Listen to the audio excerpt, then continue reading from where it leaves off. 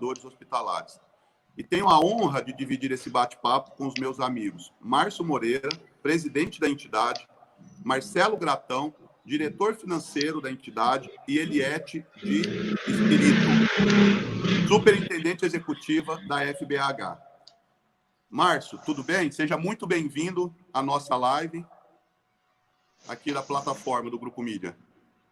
Juninho, muito obrigado por esse convite. Eu cumprimento o Grupo Mídia pela iniciativa e muito lisonjeado com a participação da Federação Brasileira dos Administradores Hospitalares como parte desse verdadeiro exército da saúde que nós formamos.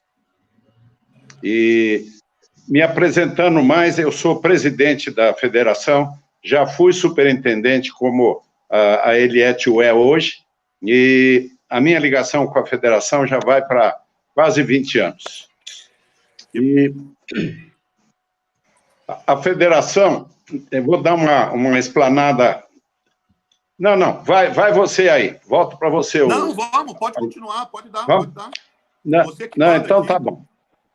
E que eu vou falar um pouco da história da federação e um pouco da trajetória. A FBH é uma entidade associativa que reúne gestores da saúde. Ela foi criada pelo Padre Querubim no ano de 1971. Portanto, o ano que vem estaremos fazendo bodas de ouro. Ela sempre atuou para que o administrador hospitalar e o gestor da saúde possam estar sempre atualizados e capacitados a gerir com o que há de mais moderno e atualizado no setor. Nós já realizamos, nesses quase 50 anos, mais de 40 congressos brasileiros de administração hospitalar e gestão em saúde, além de eventos internacionais e fóruns. Realizamos diversas viagens técnicas internacionais com grupos de administradores para conhecerem outros modelos de gestão no mundo. Estamos na 13ª edição do Prêmio FBH de Administração Hospitalar, que é um prêmio criado para os profissionais que atuam na área, eles possam divulgar projetos eficientes e responsáveis, realizados nas suas instituições. A FBH é gerida por profissionais envolvidos com a área da saúde, que são eleitos a cada 2 anos. A atual diretoria, o Conselho Fiscal e o Conselho Nacional de Saúde, eles são formados por multiprofissionais reconhecidos pelo mercado. São pessoas formadoras de opinião e que contribuem para que a FBH cumpra com o seu propósito. Então, esta é uma visão rápida do que é a FBH. Muito bem, Márcio. E eu queria falar que eu tive a oportunidade de participar de alguns eventos da FBH, do prêmio, e realmente é um evento aí tradicional no setor da saúde, tanto a premiação como o evento que a entidade faz. Eliette, seja muito bem-vinda à nossa live. Obrigada, Júnior. E eu já queria te fazer uma pergunta, tá? Já? Quais têm sido as ações da FBH nesses tempos de pandemia, Eliette? Bom, em primeiro lugar, bom dia para todos. Agradeço a você, Júnior, e ao Grupo Mídia por essa oportunidade da gente mostrar um pouquinho do nosso trabalho. A FBH, como o Márcio falou, ela existe desde 1971 e sempre todas as nossas ações foram voltadas para o administrador hospitalar. Com a evolução, nós tivemos que nos adequar e agora nós atendemos ao gestor, ao profissional da saúde que trabalha com a gestão. Nós fizemos uma reformulação nesses tempos de pandemia para nos adequarmos às necessidades desses gestores, dos nossos associados especificamente. Então, nossas ações voltadas nesse sentido, elas estão no sentido da gente oferecer condições dessa gestão ser um pouco mais efetiva. Então, nós estamos disponibilizando para os nossos associados uma série de material, né, um material orientativo, onde eles possam se inteirar um pouco mais de toda a legislação que está sendo promulgada aí pelo governo federal, com a interpretação jurídica necessária. Temos informações também a respeito de orientação econômico-financeira, que são fundamentações para que as pessoas possam gerir os seus negócios de acordo com esse momento de pandemia, também de como negociar contratos e realizar acordos, e como sobreviver na pós-pandemia, como atuar na pós-pandemia, aliás. E os nossos diretores estão à disposição dos associados para consultas particulares, para esclarecer dúvidas nesse sentido. E também essa semana nós lançamos aí uma série de webinars que estamos fazendo em parceria com a Associação de Administradores Hospitalares de Portugal, com a GPIS e a ONA. Esses webinars, eles são uma troca de experiência entre os dois países para que possam discutir ações sobre a pandemia. Aproveito até aqui para convidar todos, esses webinars eles estão indo ao ar todas as terças-feiras, ao meio-dia do Brasil. Vão até o dia 14/7. Então, quem puder comparecer, vai ser um prazer recebê-los. Então, são essas, Júnior, as ações que a Federação tem feito no momento. Obrigado, Eliette. Gratão, tudo bem, meu amigo? Olá. Como é que você está? Bom dia. Me permita chamar de Júnior, pelo tempo que a gente é amigo, né? E aqui não é um local de formalidades. Então, agradecer a você e ao seu time pela oportunidade de participar, dividir esse espaço com pessoas tão amigos também, como Eliette, Márcio, e dar um bom dia para as pessoas que estão nos assistindo. Eu trabalho na área da saúde, né? Desempenho atividades como executivo há 32 anos. E nesses 32 anos de aprendizado, porque a gente sempre aprende com as pessoas e por onde a gente passa, me permitiu aprender sobre saúde suplementar e também os bastidores da saúde suplementar e também do SUS, por conta de que durante 4 anos eu estive como conselheiro no Conselho Estadual de Saúde do Estado de São Paulo. Isso nos permitiu também aprender como funciona o SUS, as dificuldades por que passam os hospitais que atendem o SUS, e assim, com essa experiência, hoje eu posso, e de uma forma, agradecer a Deus por isso, de poder ajudar empresas e entidades a fazer o melhor, porque eu já passei por muitas dificuldades como administrador hospitalar. Então, hoje a gente tenta ajudar as pessoas a não passar as mesmas dificuldades que a gente passou lá atrás, né? Hoje a gente vivencia um novo mundo, uma nova era de muito mais tecnologia do que nós tínhamos naquela época.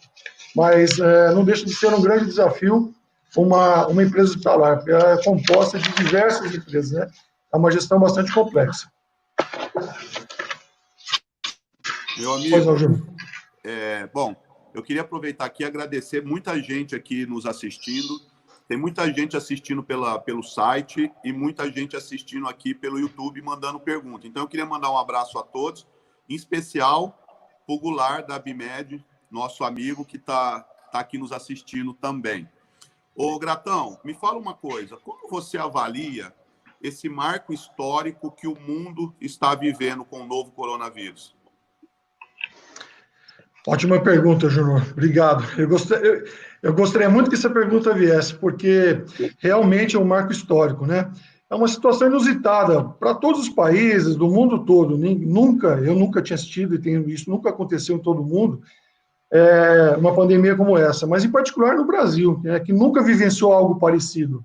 Nós temos aí exemplos de outros países que vivenciaram guerras, que vivenciaram pandemias tão difíceis quanto essa, mas nós nunca passamos por isso, a nossa primeira experiência. Então, o nosso povo, de uma maneira geral, os nossos dirigentes, eles não estão habituados com esse tipo de situação. Então, a gente, em relação a outros países que já passaram por isso, a gente sofreu bastante nesses meses de pandemia, mas nos deixa um grande aprendizado. Isso que é a verdade, né? Embora a gente não tenha essa cultura, o brasileiro, ele se une muito para tudo, né? A gente tem exemplos de tragédia como o de Brumadinho, que as pessoas se uniram, fizeram doações, né? Ajudaram. Então, isso faz com que o Brasil seja um país diferente. A gente tem essa questão da humanização, de se unir, de se ajudar, isso faz diferença em qualquer situação.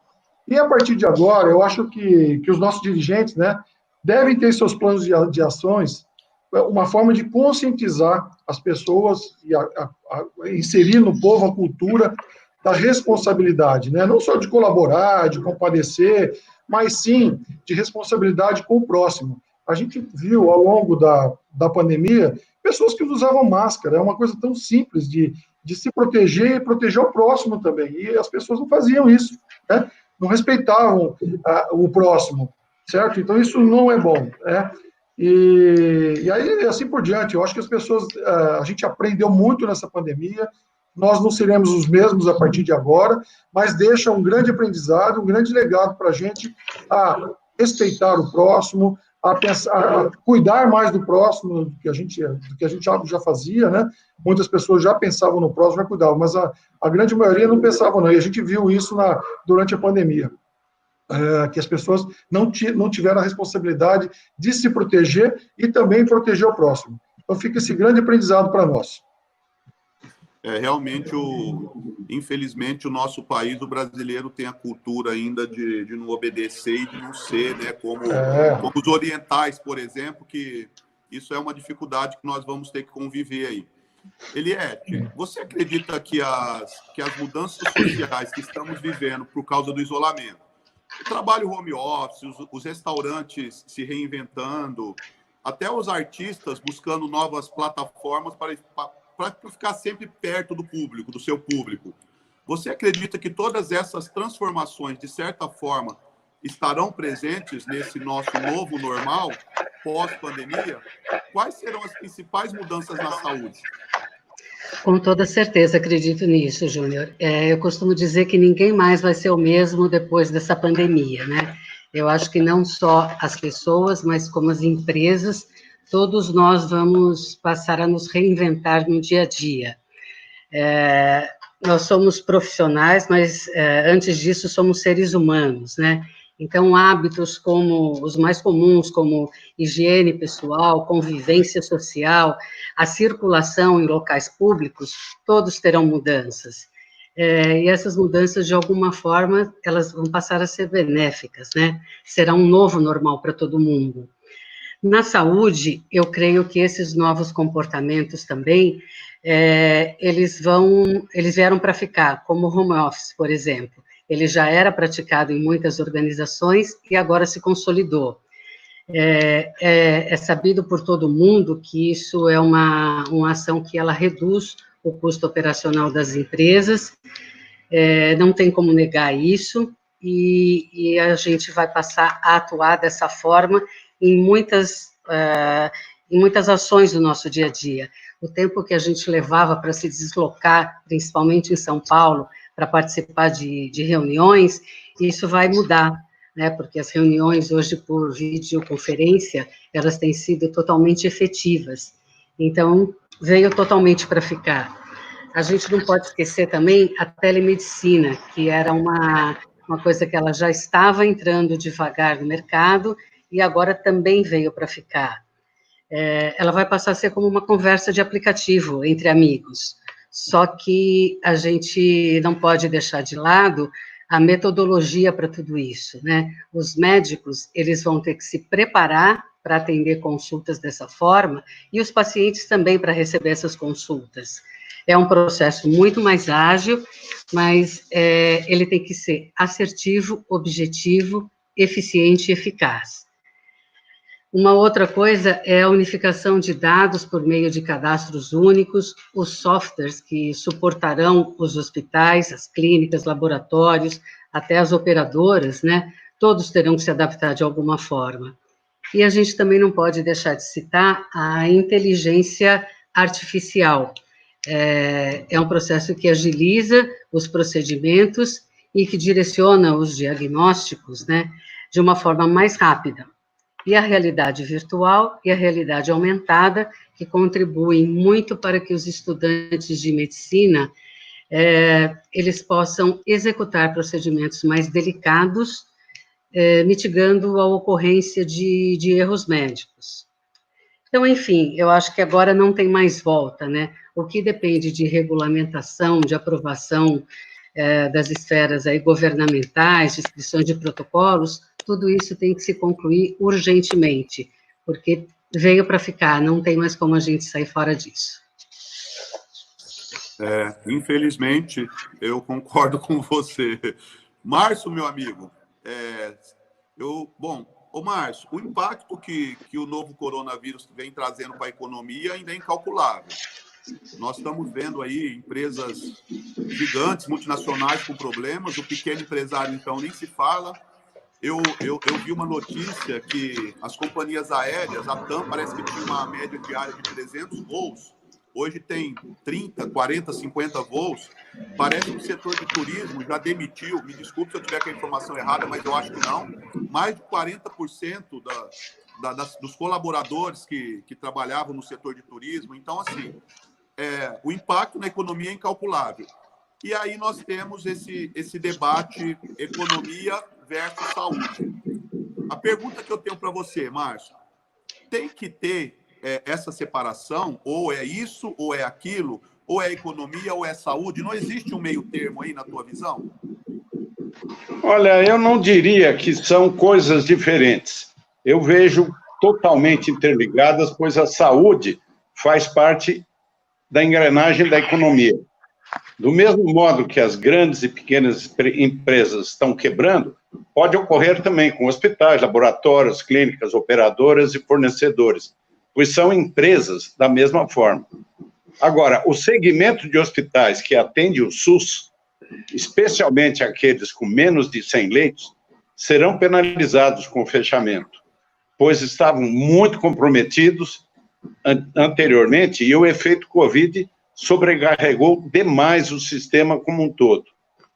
O pós-Covid direcionará um grande número de usuários para o SUS.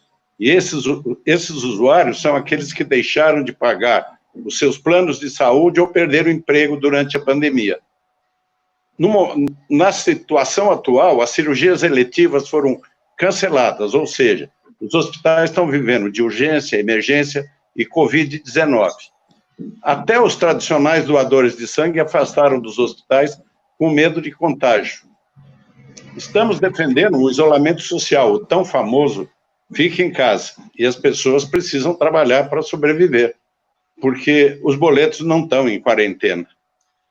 Sabemos que a nossa realidade é bem diferente de outros países, mais desenvolvidos, a política, social e economicamente, mas existe a possibilidade de adoção de medidas que beneficiem, ou melhor, que não prejudiquem a população. Lamento muito que aqui no Brasil o enfrentamento do coronavírus se transformou em uma disputa política. Realmente estamos diante de um grupo muito grande de brasileiros que perderam o seu poder aquisitivo, provocando uma situação muito complicada. Além da pandemia, nós temos presente a pandemônia, que é uma associação de pessoas para praticar o mal ou promover desordens e balbúrdias. Creio que todos têm esses grupos bem identificados. Então, a saúde está muito interligada com a economia, e a saúde vai impactar muito na economia. Márcio, bom, muita gente aqui mandando oi, mandando um abraço. O meu amigo Ibrahim, que é do setor de turismo, está confirmando aqui, está acima de 40% o desemprego no setor de turismo. E eu tenho uma pergunta aqui, aí vocês podem me falar quem responde, Eliette, do Antônio Azevedo. Ele está falando aqui, ele está perguntando para a gente, pera lá, deixa eu voltar aqui, pera lá. Vocês acreditam que a crise com o novo coronavírus permitirá que o setor de saúde lucrativo, sem fins lucrativos e públicos, irão promover ações conjuntas entre esses atores e de que forma? Quem gostaria de responder essa pergunta? Tem outras aqui e eu refaço a pergunta se precisar. Eu posso responder. Marcelo? Eu acho que sim, positivo. A gente já tem vivenciado há algum tempo um grande movimento entre a iniciativa privada e o Estado, no sentido de promoverem uma união, uma parceria para ações conjuntas. E eu gostaria de reafirmar aqui a fundamental importância dessa iniciativa, porque A iniciativa privada, sem dúvida alguma, até pela condição financeira, evoluiu muito na questão de tecnologia, de gestão, de planejamento, e pode ajudar muito o Estado, seja ele um Estado municipal, estadual e federal. Então, eu vejo com bons olhos essa iniciativa, que já acontecia antes da Covid ou do coronavírus, do vírus, né? Mas agora, ainda mais, por conta de que, a partir de agora, a gente sai dessa pandemia de uma forma mais unida. Então, nós vivenciaremos, a partir de agora, uma aproximação ainda maior, mais rápida, da iniciativa privada com o Estado. E isso só tende a colhermos frutos positivos. Essa ajuda, essa participação, essa união, essa troca de experiência, porque o setor privado tem a sua experiência em tecnologia, de gestão, mas o setor público também traz a sua experiência em relação ao SUS, como eu disse, né, a minha participação lá no Conselho Estadual. Eles também podem trazer inovações, trazer uma experiência para a iniciativa privada. Então, essa iniciativa é muito boa e, com certeza absoluta, ela vai avançar de uma maneira muito mais rápida do que ela já vinha sendo conduzida. Bom, Marcelo, eu queria, Gratão, continuar com você e queria que você falasse um pouco mais sobre esses impactos, né, econômicos e sociais. Na sua opinião, quais têm sido os impactos do novo coronavírus para os administradores hospitalares, Gratão? Muito impacto. Como vocês sabem, né, como todos sabem, administrar hospital não é uma tarefa fácil. É uma empresa como outra qualquer, de uma complexidade enorme, porque dentro dela você tem, na verdade, diversas empresas satélites. Vamos citar exemplos, né? O SND é uma pequena empresa, a farmácia, o almoxarifado, os médicos, a fono, e aí por diante. E lá, nada pode dar errado, né? Absolutamente nada, porque além de ser complexa, nós estamos lidando com vidas. Se alguma coisa der errada, uma medicação errada, alguma coisa errada, nós podemos perder uma vida, que não tem valor. É impossível de você dizer qual é o valor de uma vida, né? Existe um jargão que diz assim, né? Saúde não tem preço. Ou melhor, né? Não tem preço, mas tem custo. E o custo não é barato. Nunca foi. E pior ainda agora, nessa questão de pandemia.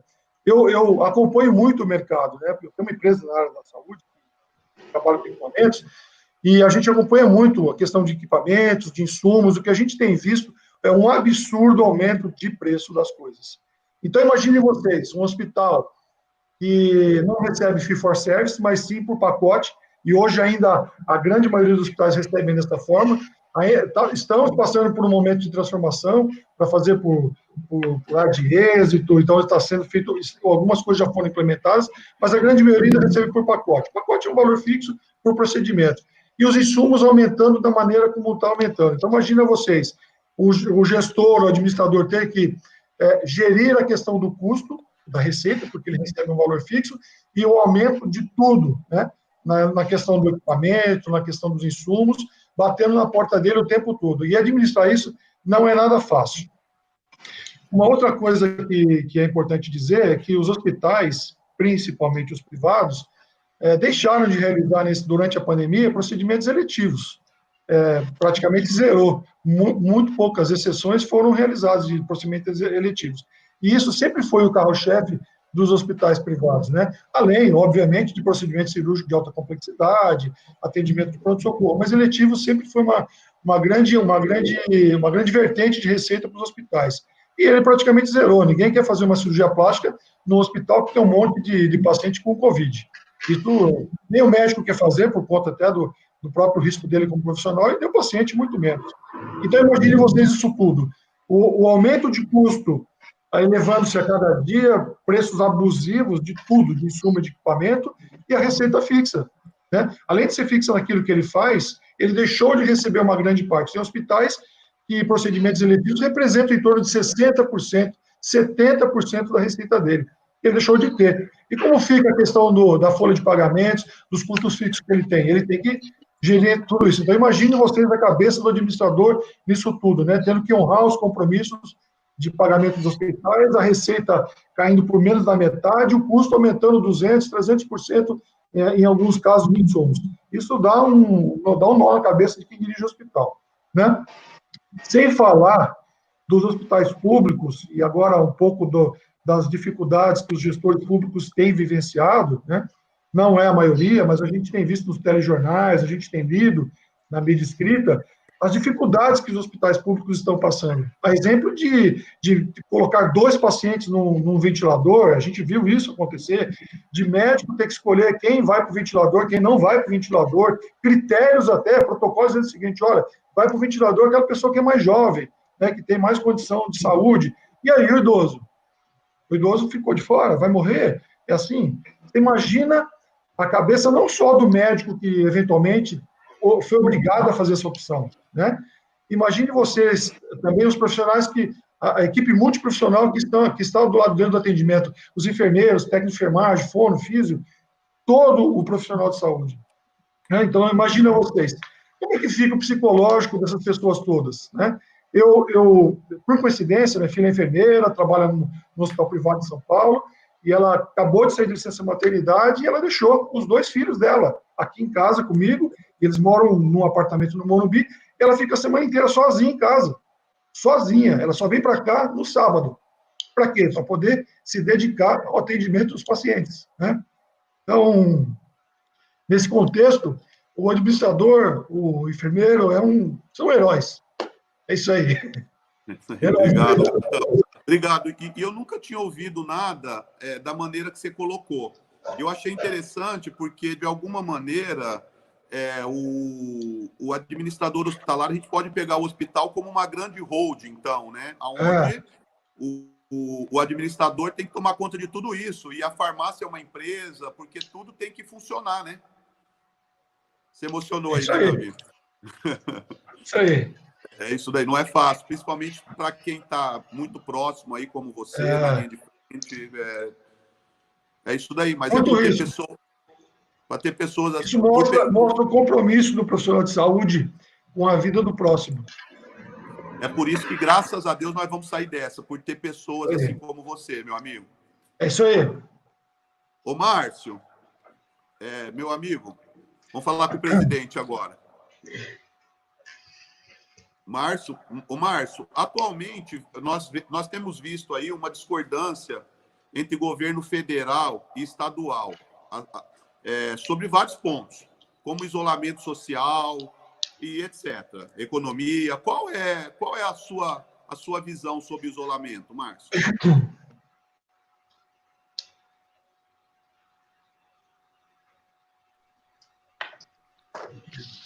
Me desculpe que eu estava com o superaquecimento do meu celular aqui, ele saiu do ar, acho que eu voltei a tempo.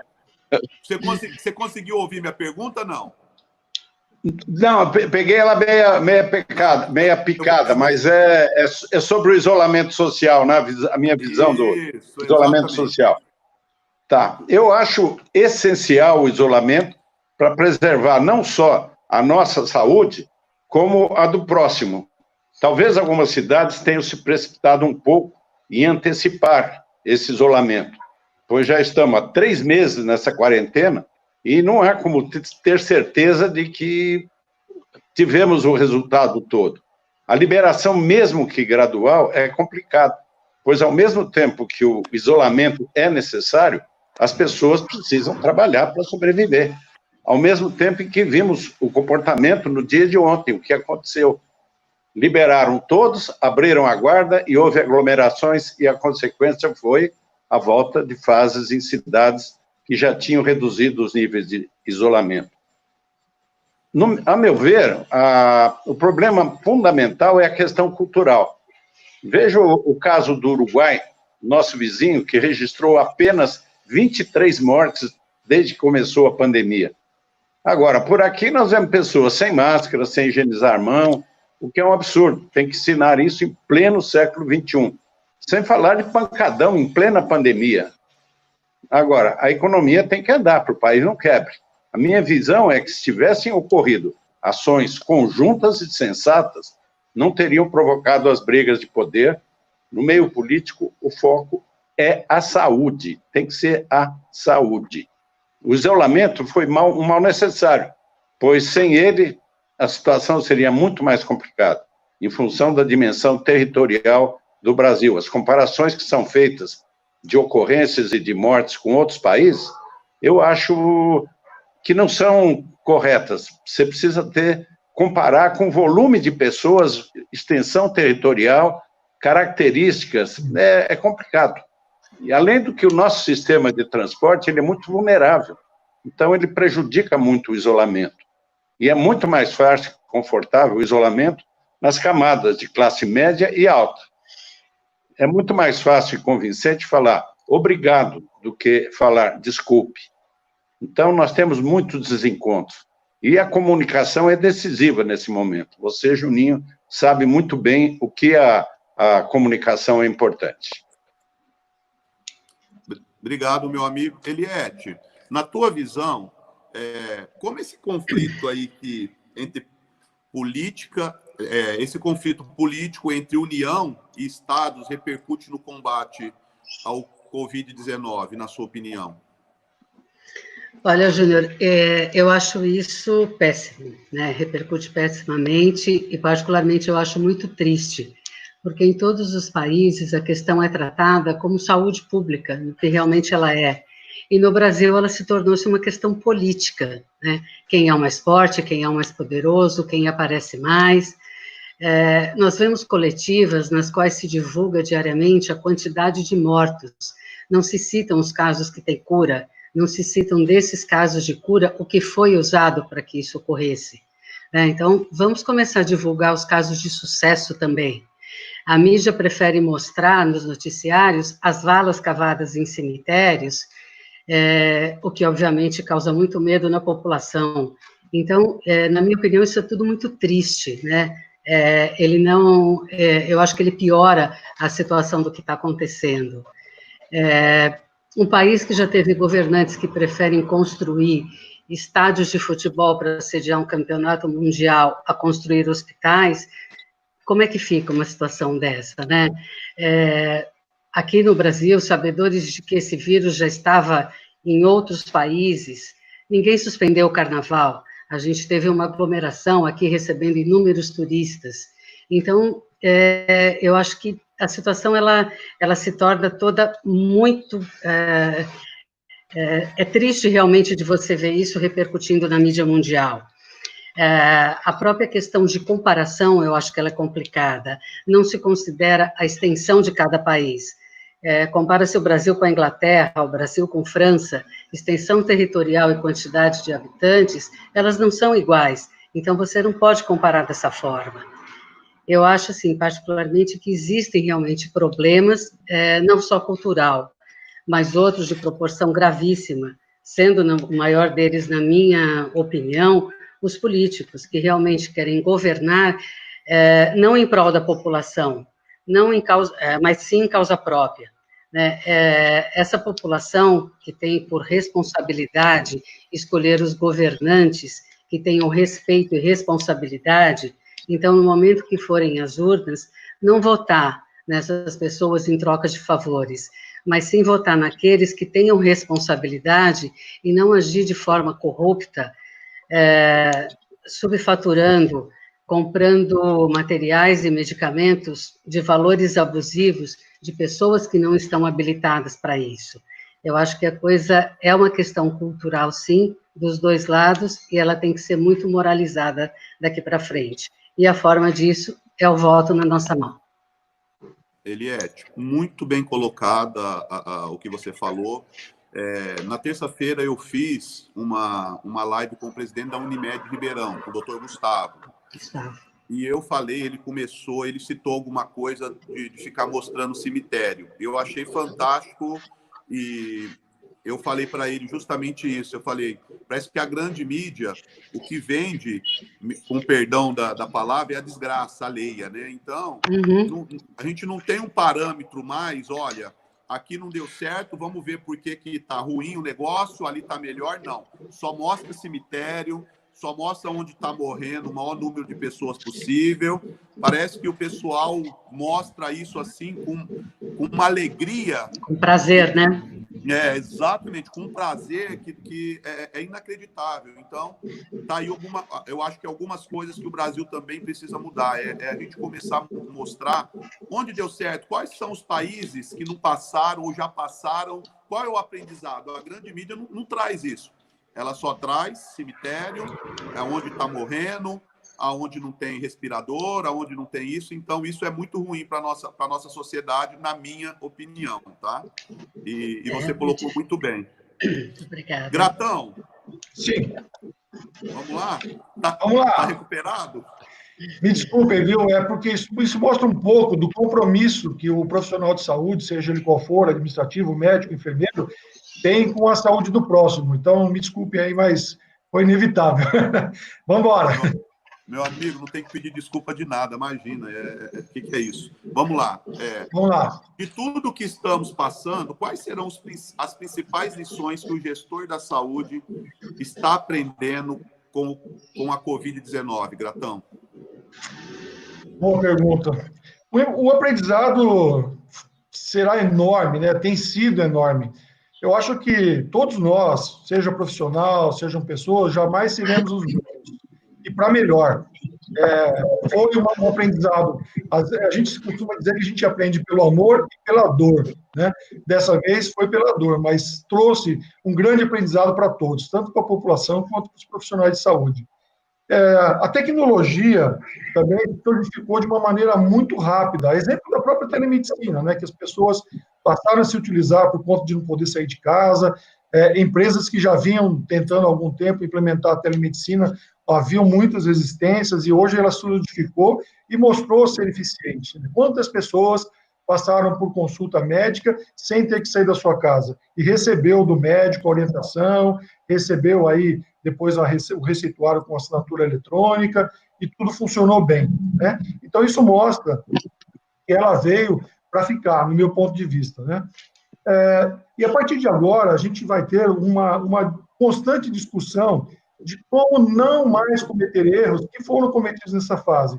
Inevitáveis, né? Óbvio que a gente nunca passou por isso, foi a primeira vez, erros podem acontecer, erros estratégicos, erros administrativos, erros até na questão técnica, médica, mas foi um aprendizado para todos, e a gente aprendeu como lidar com uma situação como essa. E ninguém estava preparado, como eu já disse na outra resposta lá. Eu vejo como ponto relevante também a questão da flexibilidade. Isso é uma palavra que vai passar a fazer parte do nosso dia a dia. Exemplo prático, o home office, né? Todos nós tivemos que trabalhar em home office, obrigatoriamente. Nós fazíamos isso no passado? Eu particularmente, não fazia. Eu sempre fui meio workaholic, né? Acordar cedo, muito cedo, ir para o hospital, chegar cedo no hospital, porque as encrencas de hospital, o administrador do hospital sabe bem disso, acontece sempre às 7 da manhã, né? 7 e pouco, quando começa a cirurgia. Tudo acontece naquele horário. Então, no home office, isso se solidificou. Eu tenho uma outra empresa que é de seguros, uma corretora, e também a gente colocou todo o pessoal em home e funcionou muito bem. Tudo andou direitinho. Então, isso mostra que a gente pode, um dia da semana, pelo menos, reservarmos o direito de trabalhar de casa. A empresa não vai parar, não é verdade? Então, isso faz com que você tenha uma proximidade maior da sua família, que você conviva um pouco mais com seus entes queridos. Isso é uma mudança, né? Planejamento é um outro ponto. Não só a questão do planejamento estratégico, a gente sabe que todas as empresas têm planejamento estratégico, né? Mas um planejamento que faça também, compor esse planejamento, situações como essa que a gente vivenciou e ninguém estava preparado, por mais planejamento que tivesse.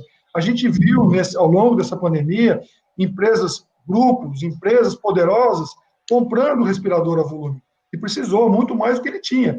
Quem esperava que uma UTI de um hospital privado chegasse a 100% de ocupação, como chegou, 98% de ocupação? Ninguém. Então, ninguém estava preparado. Então, esse é um item que esse planejamento diferente tem que fazer parte dos próximos planejamentos estratégicos das organizações, né? E a adaptação, a última coisa que eu queria dizer, que a adaptação, a exemplo da própria administração na época da Revolução Industrial, o que mudou, né, a gestão das empresas, também nos adaptarmos a situações como essa. Essa pandemia foi um grande aprendizado para todos os profissionais, sejam executivos, profissionais técnicos de saúde, e trouxe um grande aprendizado para todos nós, né? E, por fim, pensar no psicológico também das pessoas, né? Porque todo profissional, ainda que não seja um profissional de saúde, as pessoas, de uma maneira geral, eles ficaram abalados com medo, foi dito aí, o volume de pessoas que estão desempregadas, empresas que já fecharam, quantas ainda fecharão nessa crise que foi gerada por conta da pandemia, que envolveu muito a questão econômica em todo o país. As empresas passarem a cuidar ainda mais da questão psicológica dos profissionais, porque o profissional que estiver bem cuidado, ele vai cuidar também bem do próximo, em especial os profissionais de saúde, né, os profissionais técnicos de saúde. Então, basicamente, é isso que eu acho que vem aí agregar para nós, né? Essas colocações que eu fiz, no meu ponto de vista, são importantes, que as empresas passem a pensar nos seus planejamentos a partir de agora. Isso só vai fazer com que haja um melhor desempenho do atendimento, uma melhor qualidade lá na ponta para quem recebe os serviços, em especial no caso dos hospitais, uma melhor segurança do paciente, né? Ele que é o centro das nossas atenções e ele que é a razão do nosso trabalho e da nossa sobrevivência, não é verdade? Legal, meu amigo. Bom, nós estamos partindo para o final, mas eu queria agradecer todo mundo aqui que está participando. Queria mandar um abraço para os meus amigos Valdomiro Pazin e também para o Antônio Azevedo. E eu tenho uma pergunta deles para vocês. Eu vou começar com a do Valdomiro, ver quem responde aí. Qual a posição da FBAH com relação aos oportunistas da pandemia? Estou me referindo ao elevado custo dos materiais e insumos. Essa pergunta é do Valdomiro. Quem responde? Posso responder? Gratão, você que é do mercado, faz favor. A posição é o seguinte, ratificar o que deve acontecer a partir de agora. Eu tenho convicção que a pandemia vai passar, mas as coisas erradas que eventualmente foram feitas vão ficar, né? E aí cabe ao Ministério Público, cabe às entidades que são competentes para poder levantar o que aconteceu, e a FBH se alinha, porque a FBH sempre, em toda a sua trajetória, apoiou as boas práticas, apoiou uma conduta transparente dos negócios, apoiou as empresas inovadoras, e o que a gente viu nessa pandemia, infelizmente, é que houveram desmandos. Isso a gente, não somos nós da FBH, isso está na mídia, isso é público, já houveram prisões que já aconteceram ao longo da pandemia. Nós vimos aí, no primeiro momento, equipamentos que foram trazidos, em especial da China, para o Brasil, né, que realmente que não passariam no crivo da Anvisa. Eu participei na semana passada de um webinar, inclusive com o diretor da Anvisa, que ele disse que houve, sim, a RDC para facilitar a questão de trazer equipamentos, trazer insumo para o Brasil, e foi uma decisão absolutamente acertada da Anvisa, não tem nada de errado nisso, e ela não podia fazer algo diferente, porque se fizesse o mesmo processo que é comum na Anvisa para se aprovar o equipamento eletrônico, que passa por teste elétrico, teste de segurança, enfim, uma série de testes, né? E essa facilidade da RDC fez com que alguns empresários trouxeram alguns equipamentos que, honestamente, para mim, não teria condição alguma de ser chamado de respirador a volume. Cito um exemplo aqui, máquinas com um sensor que ficava apertando um ambu, né? Lógico que para não deixar uma pessoa morrer serve, mas não pode ser chamado de um respirador, para colocar numa UTI sem sensor nenhum, sem controle algum de pressão ou de volume, não pode ser chamado de respirador. Então, isso tudo, depois que passar da pandemia, e que, de novo, eu ratifico, a Anvisa foi assertiva nessa RDC, de facilitar, trazer insumos, nós não temos condição alguma de atender os nossos pacientes, se não houvesse essa facilidade, né, para trazer equipamentos, né, de poder ter mais respiradores a volume, mas há que haver, a partir de agora, uma limpeza. Precisa ser feito um trabalho sério, né, como sempre foi feito pela própria Vigilância Sanitária, pela Anvisa, de revalidar esses equipamentos, né, de submetê-los ao rigor das normas existentes no Brasil.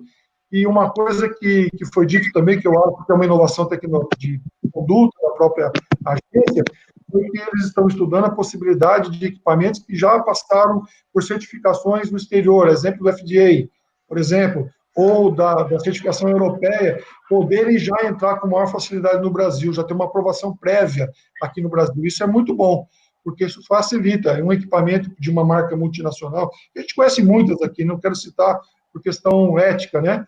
Mas tem muitas marcas que são consolidadas no mundo todo, que funcionam nos Estados Unidos, que funcionam na Europa, certamente vão funcionar no Brasil. Já tem FDA, já tem certificação europeia. Por que não estão no Brasil? Então, é uma forma também, um avanço da própria agência, que eu quero parabenizar essa colocação, essa conduta da agência aí. Então, basicamente, é isso que eu gostaria de colocar, mas também dar uma limpada na casa. Legal. Márcio, meu amigo, eu tenho uma última pergunta para você, Márcio. Vamos lá. O Grupo Mídia, no final do ano, nós vamos realizar o 100 mais influentes da saúde.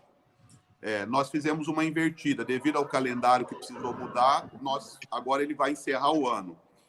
Só que, como nós estamos encerrando uma década, diferente das edições anteriores, onde a gente sempre olhava para os 12 últimos meses do Executivo, nós vamos olhar para uma década. Então, é um prêmio que vai acontecer a cada 10 anos. É uma edição especial, não tem categoria e vai acontecer a cada 10 anos. Lá, nós teremos também uma homenagem. Eu sei que o profissional de saúde não se considera um herói. O meu amigo Rodrigo Lopes falou muito bem disso, mas para nós de fora são heróis, né? Porque com toda a dificuldade trabalhando, então nós teremos lá, antes da cerimônia principal, com esses executivos, nós teremos uma homenagem aos heróis do Covid, através de algumas entidades. Vocês que vão representar os administradores hospitalares, a FBH, que vai representar os hospitais, o COFEM, que vai representar os enfermeiros, e vamos convidar uma entidade para representar os médicos, a indústria, enfim. Nós precisamos fazer essa homenagem ao que eu chamo de heróis do Covid. Bom, qual a sua visão, meu amigo, de um prêmio desse, que só vai acontecer a cada 10 anos, pós-pandemia, pós esse momento aí, que pode ser o momento mais difícil que o país está vivendo, Márcio? Sem sombra de dúvida. Eu acho que o reconhecimento e a valorização dos profissionais, ela é sempre uma mola propulsora e um estímulo. Nesse momento, acho que de suma importância reconhecer e premiar os profissionais da saúde, até porque, por mais que um profissional seja premiado, ele não realizou essa conquista sozinha. O prêmio é de toda a equipe. Confesso que eu não me lembro, em nenhuma ocasião, em cerimônias nas quais as pessoas não tenham estendido o prêmio a toda a equipe ou a muitos parceiros. Então, eu quero parabenizá-los por essa brilhante iniciativa, pois tenho a certeza que esse é realmente o objetivo. O coletivo, a equipe, o trabalho e a dedicação de todos em prol de uma causa única, salvar vidas.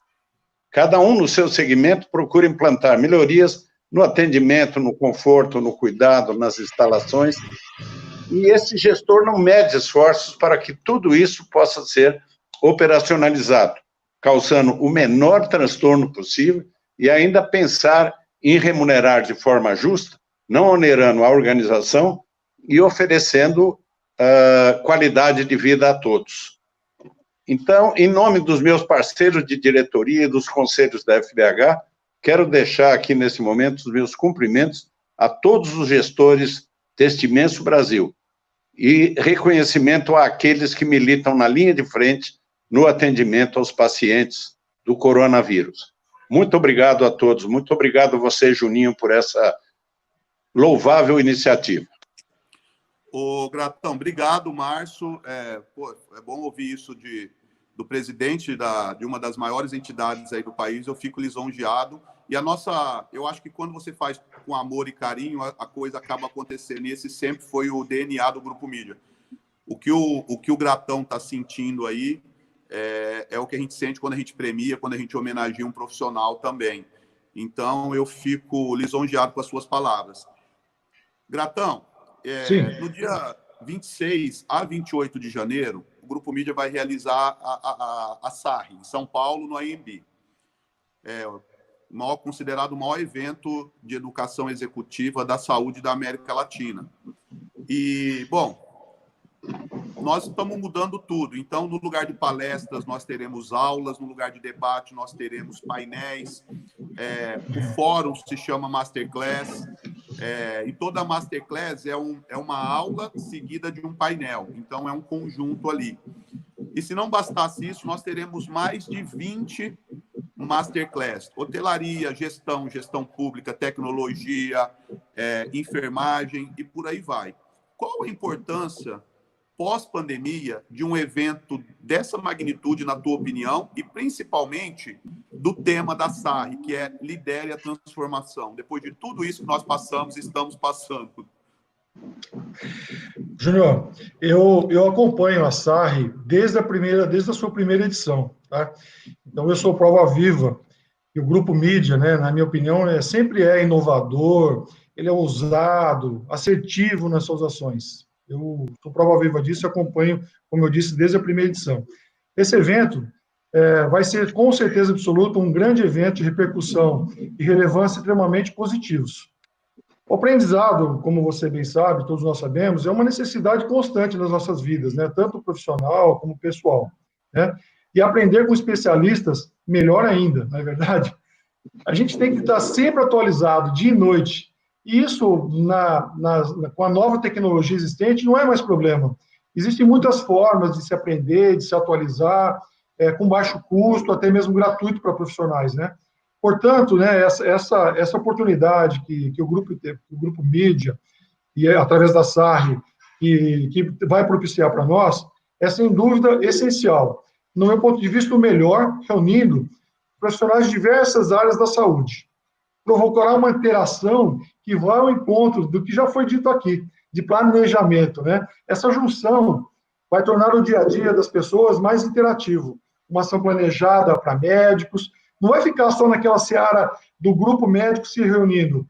Vai passar a ser pensado envolvendo a enfermagem, a recepção e uma equipe multiprofissional, sempre agindo com um espírito de time e com o conhecimento de uma equipe multiprofissional. Então, certamente, vai ser mais uma vez uma iniciativa inovadora do Grupo Mídia. Então, parabéns pela iniciativa, parabéns pelo sempre ousado espírito que vocês têm a cada ano melhorar o evento de vocês. Meus amigos, eu queria agradecer a presença de vocês. É uma honra para mim falar com vocês. Bom, muita gente mandando pergunta, nosso tempo esgotou, não dá para responder essas perguntas agora, mas eu vou deixar cada um de vocês fazer as considerações finais. Eu não sei, acho que vocês também estão vendo as perguntas aí. Estão, Eliette? Se sim, vocês quiserem responder... A gente pode responder. Pode responder algumas. E eu queria aqui deixar minha mensagem que vocês estão de parabéns. Queria parabenizar o trabalho que vocês vão fazer lá junto com a Gilmara, que sempre foi muito carinhosa aqui com a gente do Grupo Mídia também, o pessoal da ONA. Eu tenho certeza que vai ser um sucesso. E essa é uma visão minha. Eu acho que essa diretoria que vocês montaram na FBH tem tudo aí para entrar para a história, porque vocês já começaram muito bem, começaram com o pé direito.